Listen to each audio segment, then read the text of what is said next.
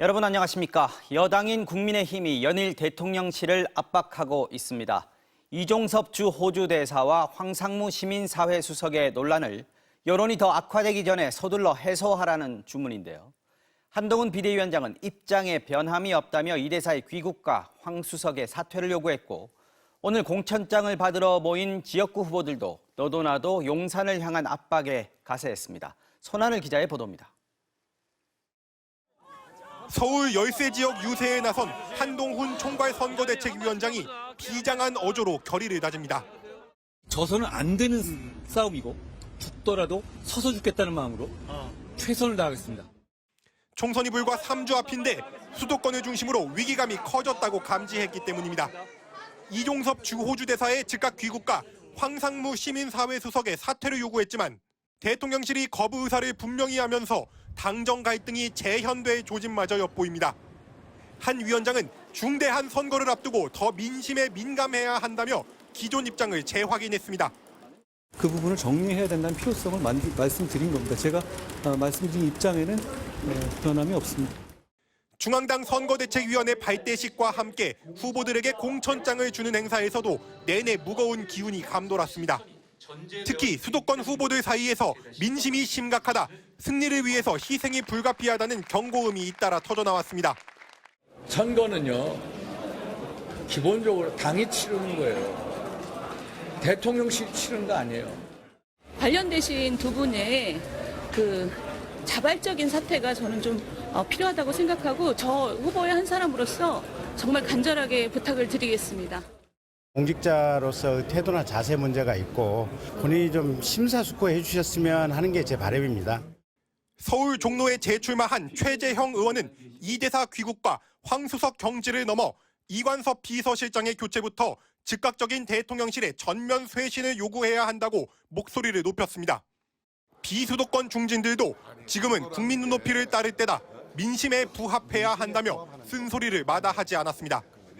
2달 전 김건희 여사 명품 가방 논란 때 윤석열 대통령과 한 위원장 사이의 갈등은 당사자들이 나서서 봉합할 수 있었습니다. 하지만 이번엔 선거가 임박한 시점이라 여당, 특히 수도권과 험지 후보들의 인내가 얼마나 지속될지 가늠하기 어렵습니다. MBC 뉴스 손하늘입니다. 늘어나는 의대 정원 2,000명을 대학별로 어떻게 배분할지 최종 결과가 내일 발표될 것으로 보입니다. 의사협회는 이번 발표가 진료 현장을 떠난 전공의들이 돌아올 다리마저 끊어버리는 파국을 초래할 거라고 반발했습니다. 전동혁 기자가 전하겠습니다. 정부의 최종 발표만 남았습니다. 내년도 입시부터 늘어나는 의대 정원 2,000명을 어느 대학에 얼마나 배정할지 내일 발표될 걸로 보입니다. 윤석열 대통령은 의료계를 공개적으로 질타해 증원 배정 발표에 힘을 실었습니다.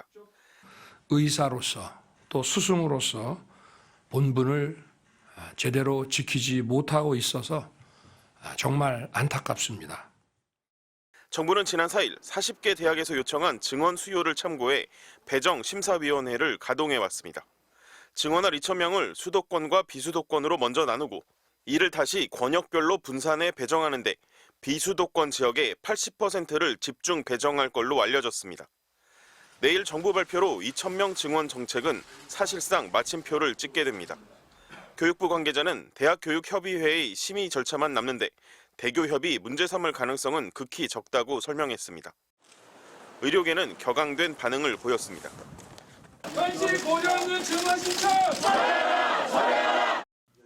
이주호 교육부 장관은 충북대를 찾아 휴학에 나선 학생들의 복귀를 촉구했지만 의대 교수들과 학생들 모두 반발했습니다. 약속 없이 갑자기 나오셔가지고 우리는 의료계와 소통하고 있다 이런 식으로 얘기한다라고 하면은 저희는 그거는 받아들일 수가 없는 상태입니다. 오늘 25일 집단사직을 예고한 전국의 의대 교수들은 전공의들이 돌아올 길을 완전히 막는 발표라고 비판했습니다. 의사협회도 이번 발표가 불에 기름을 붓는 격이 될 것이라고 경고했습니다.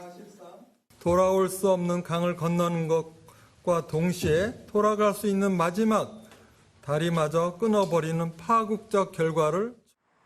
마침 내일은 의사협회 신임 회장을 뽑는 투표가 시작되는 날이라 내부의 강경한 목소리가 더 커질 걸로 보입니다.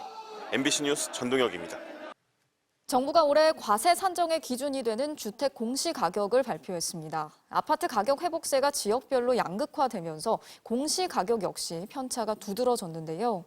서울 강남권은 가격이 올랐지만 젊은 층이 이른바 영끌을 많이 했던 노원, 도봉, 강북 지역은 부동산 침체에 직격탄을 맞았습니다. 정동욱 기자가 취재했습니다. 서울 노원구의 한 대단지 아파트입니다. 지난 2021년 전용 면적 41제곱미터가 6억 5천만 원에 거래됐지만 최근엔 4억 원대에 머무르고 있습니다. 2022년 1월 3억 6천만 원이었던 공시가격은 올해 1월 1일 기준 약 2억 2천만 원까지 내렸습니다. 이른바 영끌 투자가 몰린 서울의 노원, 도봉, 강북 지역 등 7개 자치구는 거래가격 하락에 따라 공시가격도 지난해보다 내렸습니다. 반면 서울 강남권 아파트들은 가격이 오르면서 공시가격도 1년 전보다 증가했습니다. 송파구의 상승률이 10%가 넘었고 강남구는 3.48%, 서초구는 1.93%였습니다. 급매물 매입 수요가 상대적으로 대기 수요가 많은 강남권이나 또는 집값의 회복 속도가 빠른 지역들에 모이고 있습니다.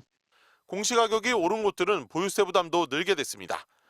대표적 재건축 단지인 서울 송파구 잠실주공 5단지의 전용 면적 82제곱미터의 경우 공시가격은 15억 원에서 19억 원대로 4억 5천만 원가량 올라 보유세는 438만 원에서 580만 원으로 150만 원 증가할 것으로 추산됩니다. 정부는 공시가격 현실화율을 지난 2020년 수준, 즉 실거래의 69% 수준으로 동결했다며 보유세 부담은 지난해와 비슷할 것으로 전망했습니다.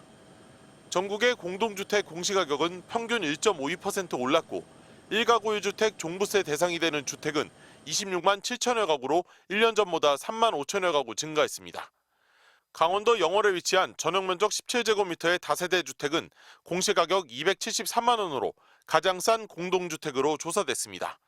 가장 비싼 공동주택은 서울 강남구의 더 펜트하우스 청담으로 전용 면적 407제곱미터 164억 원이었습니다. 분양가 250억 원인 이 집의 실거래는 아직 한 번도 이뤄지지 않았습니다. MBC 뉴스 정동욱입니다. 민주당이 서울 강북을 지역구 후보로 조수진 노무현 재단 이사를 공천했습니다. 1차 경선과 결선, 그리고 공천 취소로 다시 치러진 전략 경선까지 감점을 안고 경쟁한 박용진 의원은 결국 탈락했습니다. 공천 과정에서 불거진 민주당의 계파 갈등을 마지막까지 넘지 못했다는 해석이 나옵니다. 신준명 기자입니다. 정봉주 전 의원의 공천 취소로 다시 경선이 치러진 민주당 서울 강북을 후보는 민변 사무총장을 거쳐 노무현 재단 이사 출신인 조수진 변호사로 결정됐습니다. 이 지역 현역인 박용진 의원은 탈락했습니다. 공개할 수는 없지만 상당한 정도의 득표 차이가 있었습니다. 여론조사 없이 당원 투표로 치러진 경선에서 박 의원은 의정활동 하위 10%로 인한 30% 감점을 받았고 여성이자 정치 신인인 조 변호사는 25% 가산점이 적용됐습니다.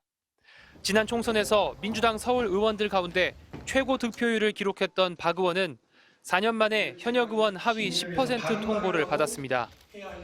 국회의원으로 활동을 하면서 꼴찌다라고 하는 당의 통보에 대해서 여러분이 평가해 주십시오.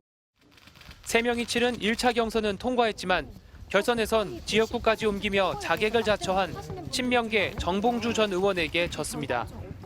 목발경품 발언에 거짓 사과 논란이 더해져 정 전 의원의 공천이 취소됐지만 민주당은 박 의원이 아닌 추가 경선을 선택했습니다.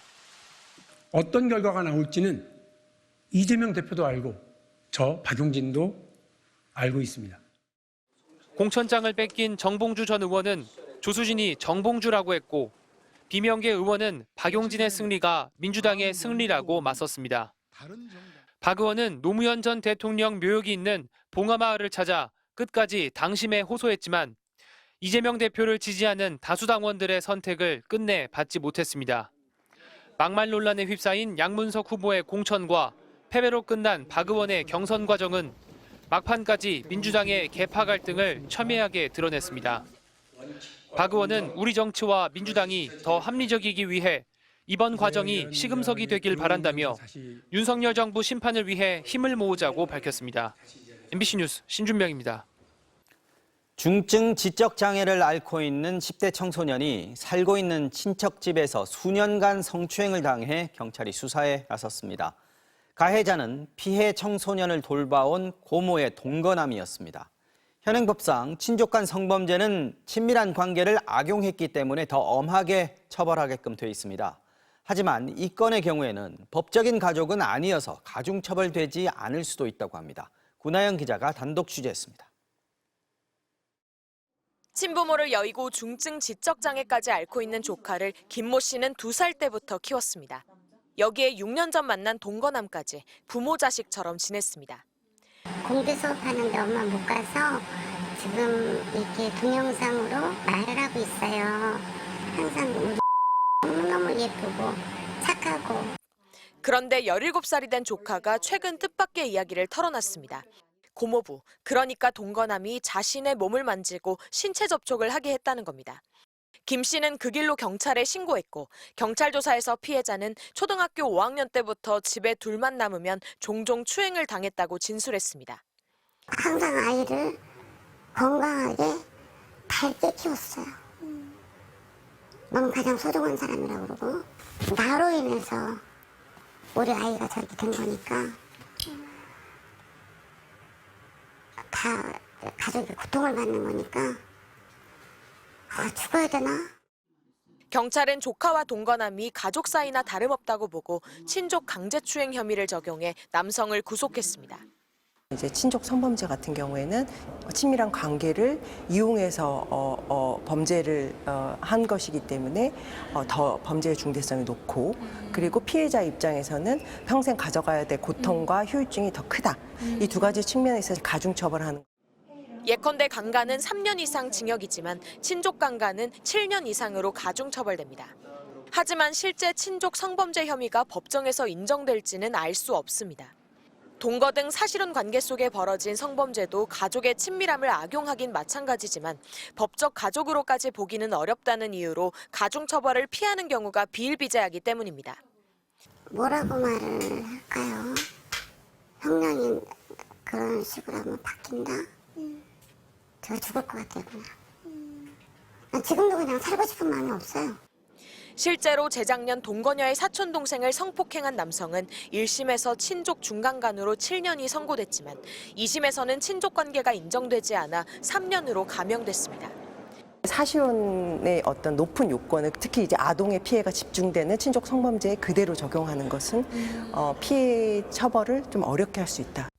그래서 법원이 성범죄에서 친족관계 여부에 대해선 보다 폭넓게 인정해 가중처벌해야 한다는 지적이 나옵니다. MBC 뉴스 구나연입니다.